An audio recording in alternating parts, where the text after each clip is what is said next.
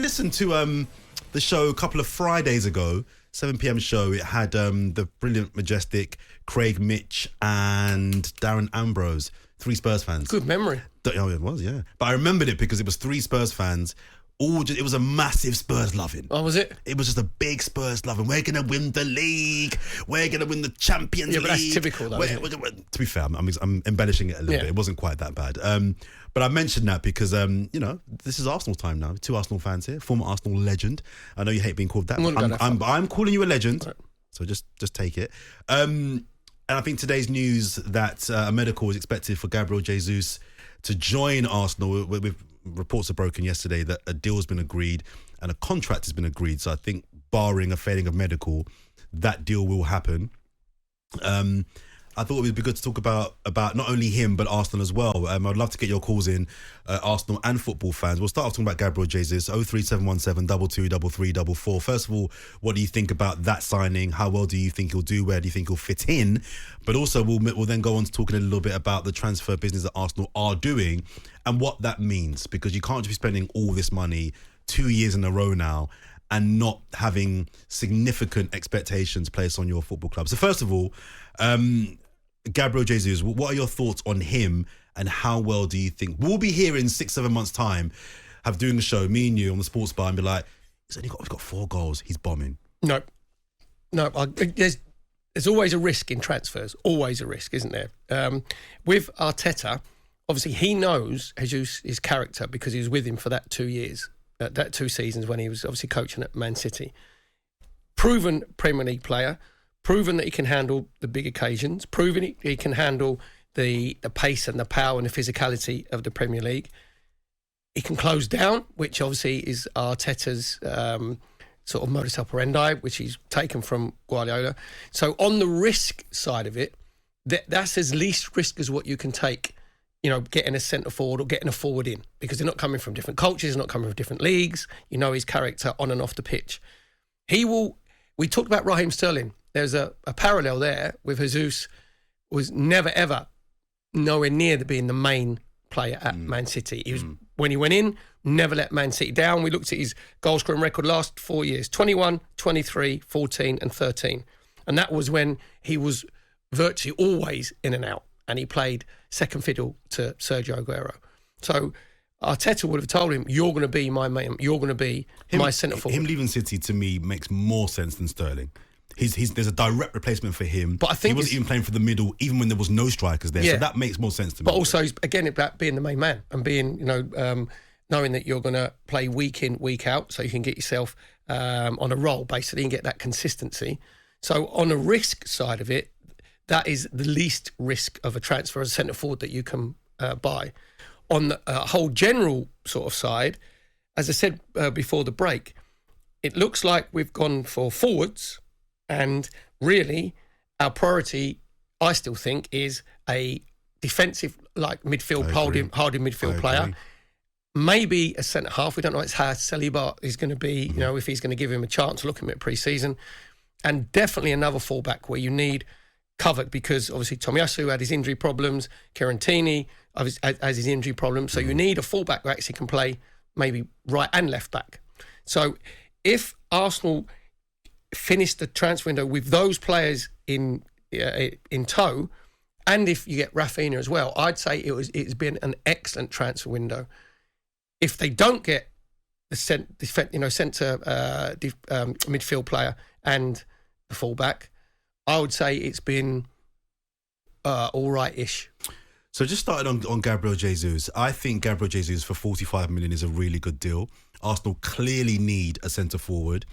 I think our main issue last season and why we didn't get fourth in the end was a lack of a goal threat through the middle. I don't think we had a striker that could get the goals. I don't think it was that, George. I think it was because they couldn't handle the big games and big occasions. They didn't have the know-how. They didn't have enough leaders. They didn't have enough experience. I think that was a factor, but I think that pressure comes on by knowing that you haven't got a striker up top that's going to get you goals in games where you're not the better team. I don't think there were many games last season where Arsenal won being the second best team. We had to be brilliant to win games. I think that pressure, is built on by knowing Lacazette ain't going to score no goals today. Saka's got to save us. Emile Smith. I think having a centre forward and having a guy that we can play poorly and we still got a guy that can nick a chance, I think relieves a lot of that pressure, even in the big games. I think it's more the other way around, where in the massive games, Arsenal can't ride out a dodgy 10, 15-minute spell but then other teams get a sense with you. Like, again, Man City game, I think it was New Year's Day, wasn't it? Yeah, where Arsenal were the better side and they should have beaten Man City. Why didn't they? Because when Man City create a little bit of pressure, Granit Xhaka, we talked about this off air, lost it, gave away a different pen. And teams get the feeling with Arsenal, you can get at Arsenal. You can make them panic in that 10, 15 minutes. But for an hour of that game, Arsenal were on top. You put a proper striker in that team, we go 2-3-0 up. Yeah, but I think and then there's no pressure to build on. No, but the pressure came on because we weren't killing the game. No, but if you're up, which we were, right, then you ride out those 15, 20 minutes and you don't concede. That's the problem. At 1-0? Yeah, you because all the top teams ride out those difficult periods. So Arsenal against Spurs, when first 20 minutes, Arsenal were okay, then they concede what I thought was a very dubious penalty, but you can see that. Then it all unfolds and unravels. Holding gets sent off because he does rash things, following Son in. We shouldn't be going in. Yeah.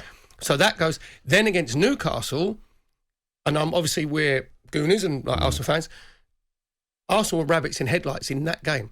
There was too many young players who didn't know how to handle that situation, that pressure. So I want to see as well, what I said before, is maybe a couple of more experienced players coming in, because you're still going to find yourself in the same situation. I agree, but just on Gabriel Jesus as well, I think he will make a difference in that. I think he will score goals. My concern about Gabriel Jesus, and it kind of goes to the point that a lot of Arsenal fans are saying is a positive, I think could be a negative. Tim Vickery, the South American football expert, was in the studio a couple of weeks ago, and he made a really interesting point about how he spoke to the Brazilian national boss Chichi, and who asked Gabriel Jesus, where do you want to play? And he said, I prefer to play wide. I think Arsenal need a goal pick, as Jason Cundy of this parish in the show says. I think we need somebody that wants to just be in the box and just get tap-ins and just get goals. The fact that he wants to do his best work wide slightly concerns me. So, Tim Vickery knows more than me, because I don't think that Arteta would have bought him if he wasn't playing him through the middle. Because we've said already, there's enough players in that wide area. It's one thing being put through the middle, Perry, but if your mindset is, I'm playing through the middle, but I'd rather play wide. But a bit like Rashford. Rashford's not a centre forward. No, he's not a centre forward, but they must have had these conversations, because I hope so. if it turns out that Arteta's going to play him wide, then that to me wouldn't be as great a sign as what I thought it would be. Yeah. Because you've got different players. You've got Martinelli, you have Saka, you have Emil Smith-Rowe. Yeah. You've got enough players in those positions. Let me just get Jerry up, because he's been waiting a long time. Jerry, the Arsenal supporter. Good evening, mate. What do you think about the Gabriel Jesus signing, first of all? Do you think he'll be a success, and our general transfer activity?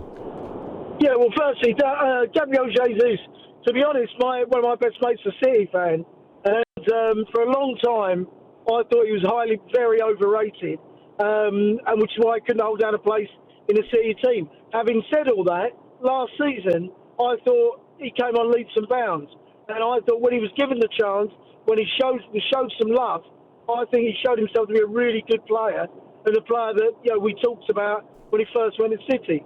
So yes, now he's coming to Arsenal, I'm very, very happy, and I think we need to play him through the middle, and I think he'll be the man. I think he'll get us the goals we need, particularly because Nketiah just isn't the man. So, I think it's a great bit of business. And just briefly, just general on Arsenal's expectations next season. Let's assume that Arsenal get in most of the players we're being linked with. Let's say Rafinha comes in next week. Let's say we get a midfielder in. What for you as an Arsenal fan is the bare minimum, just very briefly, expectation for Arteta? For me, key is Tielemans. There's a lot of talk of Tielemans. It goes up, it goes down. If we get to the Tielemans in, with what we've already got and what we're talking about, then definitely top four. I mean, we should have got top four this season, right? And that's with Xhaka in the team.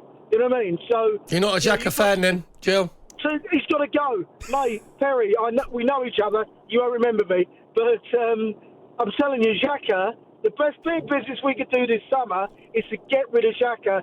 I thought he was going to Roma last summer. I was distraught when he didn't go. Distraught? He was distraught. He didn't ruin your summer, Jill, did he? Oh, he ruined my life, mate. I'm telling you, right? It ruined his life. He cost us. Do you know? He cost us 15 points a season, right? That's a bit harsh. I wouldn't go that far, but I take your general point. I take your point, Jerry. Do you think, Jerry? Do you think you're saying it because of the decisions that he keeps making, where stupid fouls and giving silly penalties away, or is because you think he's not mobile enough to play in that position? Both. Literally, he costs us, obviously, with his silly decisions. But his mobility is appalling. He's got a turning circle of a Rolls Royce. So when I thought we'd get a Rolls Royce player, I didn't realise I was talking about his turning circle. Honestly, listen, he's so slow on the turn, it's ridiculous. So just in a sentence, what's the bare minimum, Jerry, just very briefly, the expectation from Mikel Arteta? Is it top 4? Is it a trophy? Top 4 is a bare minimum. Bare minimum top 4. So Okay. Trophy's a hit and miss, but definitely top 4.